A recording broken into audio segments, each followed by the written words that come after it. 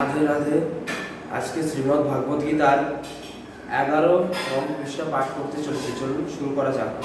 যতক্ষণ পর্যন্ত না সে দুঃখ দুর্দশা থেকে মুক্ত হয়, তার সমাধান লাভের গুরুত্ব বুঝতে পারছে, ততক্ষণ তাকে যথার্থ মানুষ বলে গণ্য করা চলে না।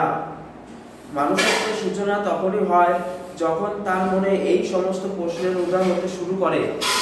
ব্রহ্মসূত্রে এই অনুসরণকে বলা হয় ব্রহ্ম জিজ্ঞাসা। তথাৎ ব্রহ্ম জিজ্ঞাসা। মানব জীবনে এই ব্রহ্ম জিজ্ঞাসা ছাড়া আর সমস্ত কর্মই ব্যর্থ বলে গণ্য করা হয়। তাই যারা প্রশ্ন করতে শুরু করেছে, আমি কে, আমি কোথা থেকে এলাম, আমি কেন কষ্ট পাচ্ছি, মৃত্যুর পর আমি কোথায় যাব, তারাই ভগবদ্গীতার প্রকৃত শিক্ষার্থী হওয়ার যোগ্যতা অর্জন করেছেন। আন্তরিক শিক্ষার্থীর ভগবানের প্রতি সুদৃঢ় ভক্তিও থাকতে হবে। অর্জুন ছিলেন এমনই একজন শিক্ষার্থী।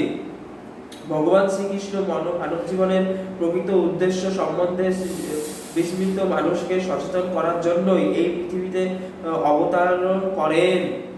তা সত্ত্বেও হাজার হাজার তত্ত্বানুসন্ধানী মানুষের মধ্যে কোনো ভগবান ব্যক্তি কেবল ভগবত তত্ত্ব পূর্ণরূপে উপলব্ধি করে নিজের প্রকৃত স্বরূপ সম্বন্ধে অবগত হন। আর এমন মানুষের জন্য ভগবান ভাগবত গীতা শুনিয়েছেন। অজ্ঞতার রূপ মিশ্রতা জটিলটু আমাদের মনে প্রতিনিয়ত অগ্রসর হয়ে চলেছে, কিন্তু জীবের প্রতি, বিশেষ করে মানুষের প্রতি ভগবানের করুণা অপার। তাই তিনি তার বন্ধু অর্জুনকে শিক্ষার্থী রূপে গ্রহণ করে ভগবত গীতার মাধ্যমে মানুষকে ভগবত তত্ত্বের দান করে গেছেন। অর্জুন ছিলেন শ্রীকৃষ্ণ সহচর, তাই তিনি ছিলেন সমস্ত অজ্ঞতার অতীত। কিন্তু ভগবান ইচ্ছানুসারে কুরুক্ষেত্রের রণাঙ্গনে তিনি সাময়িকভাবে মোহাচ্ছন্ন হয়ে পড়েন, যাতে তিনি জীবনের সমস্যা সম্বন্ধে শ্রীকৃষ্ণের কাছে প্রশ্ন করতে পারেন এবং তার মাধ্যমে ভগবান আগামী দিনের মানুষের মঙ্গলের জন্য জীবনের পরিকল্পনা সম্বন্ধে বুঝিয়ে বলতে পারেন। তখন মানুষ সেইভাবে জীবনযাপন করে মানব জীবনের উদ্দেশ্য সফল হতে পারবে। ভগবদ্গীতার বিষয় তত্ত্বের আমরা 5টি মূল তত্ত্ব উপলব্ধি করতে পারি। সর্বপ্রথম ভগবানের স্বরূপ বর্ণনা করা হয়েছে এবং তারপর জীবের স্বরূপ ব্যাখ্যা করা হয়েছে।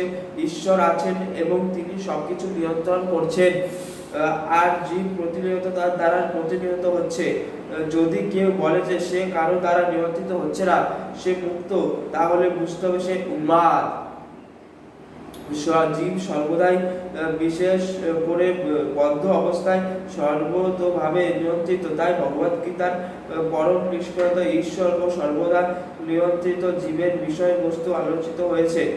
তাছাড়া প্রকৃতি, জড় প্রকৃতি, কাল, সমগ্র ব্রহ্মাণ্ডের স্থিতিকাল বা প্রকাশিত জড় প্রকৃতির স্থিতিকাল এবং কর্ম কার্যকলাপ সম্বন্ধে আলোচনা করা হয়েছে।